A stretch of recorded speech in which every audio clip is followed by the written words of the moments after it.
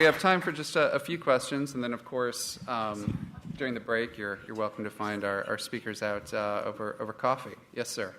Yeah, Jay Van Eman, Access Innovations. Awesome, thank you. A question for all three panelists. Of course, openness is a two-edged sword. So what are you doing to safeguard your services and offerings from gaming your systems? Because inevitably, they will be gamed. We think about almost everything in terms of data and how can we analyze it to discover patterns.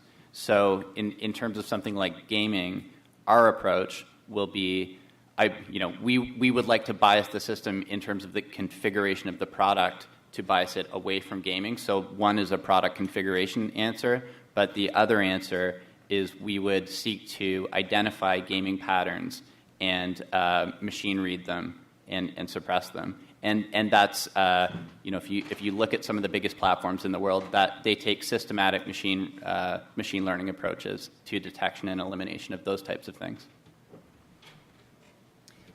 So we're a little concerned about badge stealing. It seems to be an issue now, particularly among predatory publishers. So we're trying to authenticate the code that's actually placed on the content pages so that it can't be easily grabbed and placed somewhere else.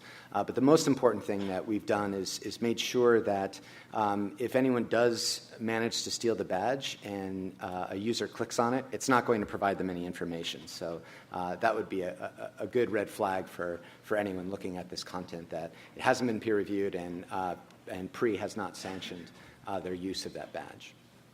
I think I have a similar answer to the badges issue, at least. Making the badges digitally verifiable would eliminate gaming that system. And another question we get a lot about gaming the registered reports model, and why can't I just register everything, every thought I possibly had, and just keep them hidden? Well, that would be constitute an act of fraud, so it would be you would have to be committing fraud to do that. So we don't think a lot of researchers are willing to do that.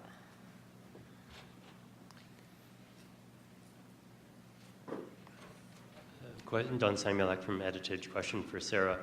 The research registration component of what you do, I don't see any mention regarding pharma and all of the regulatory registrations that go on for clinical trials globally. Clearly they are registered research intent and other things. And are you going to be wrapping that up into your initiative? Because it's very well organized. So we actually just released a press release yesterday working with Open Knowledge Foundation. They have a new Open Trials initiative where they're collecting data from clinical trials, and they'll be using the Open Science Framework to help support that. Other than that, not really. That process for clinical trials is rolling along pretty well. We want to bring that type of thought process to other disciplines where it's not really been tried before. Last question. Oh, great. Okay. Lee Greenhouse, Greenhouse Associates. A question again for Sarah. Where are you seeing the greatest uptake of use for the open science framework in terms of fields of research, age of researchers, career stage, and so forth? Yeah. And who's really driving the adoption within institutions that may be using it?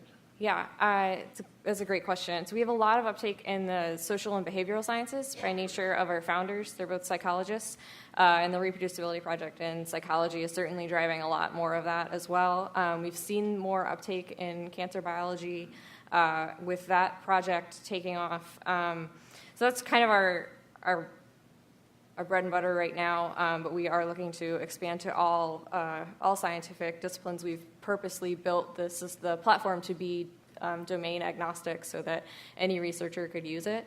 And we see a lot of kind of early career researchers using it. That's just kind of an anecdote. Yeah. Thank you. Fantastic. Our speakers will be around for a little bit. So if you have additional questions, I'm sure they'd love to take it over coffee. Okay. All right. Thank you, Michael, for this.